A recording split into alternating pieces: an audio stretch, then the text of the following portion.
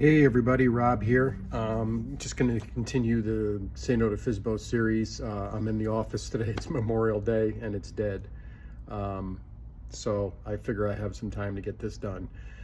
So if you guys remember, reason number one was, people probably just aren't going to see your house. Reason number two was, real estate transactions are an incredible amount of work, just dealing with people and all that kind of stuff, paperwork, etc. Number three,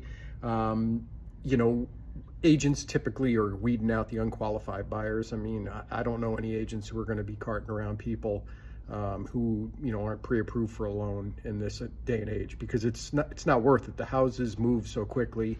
Nobody's going to wait for you to get a pre-approved for a loan after you got your heart set on a house. That house is going to be gone. So having to deal with all those unqualified buyers. And then the last reason we had number four was you don't really see the flaws to your house. You're in your house every day. You're used to your house. You're used to the smells in your house. You're used to the looks of your house. You're used to everything in your house. And, we come in with the buyer's eye and we tell you how, that's got to go. You got to clean this up. You got to fix that. We give you all of the recommendations that are going to help your house sell quickly in this market and for the most amount of money. The next one, it's surprising, but it's true. Agents help you avoid emotional issues when it comes to these transactions.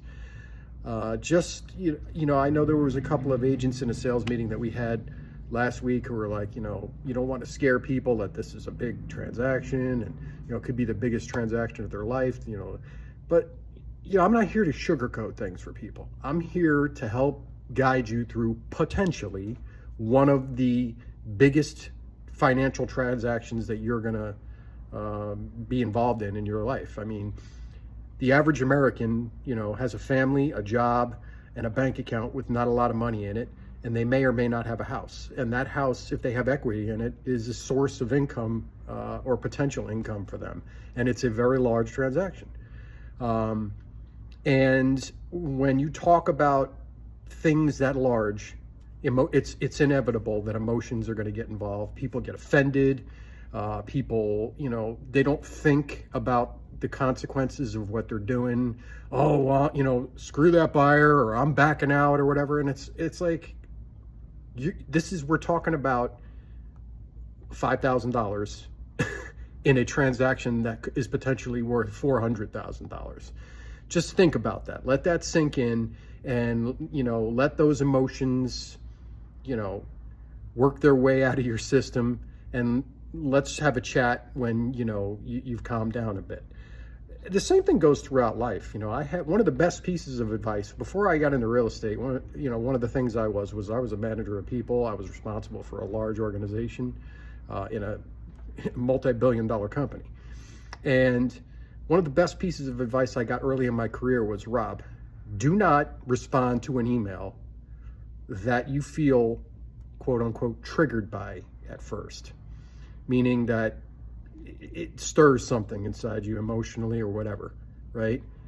Go take a walk, go eat lunch, think about it overnight, but don't respond immediately, because typically what happens is you let your emotions take over, and the response that you send, you'll end up regretting at some point, because it's not going to be a level-headed, logical response. It's going to be an emotional, guttural response that probably is going to irritate somebody.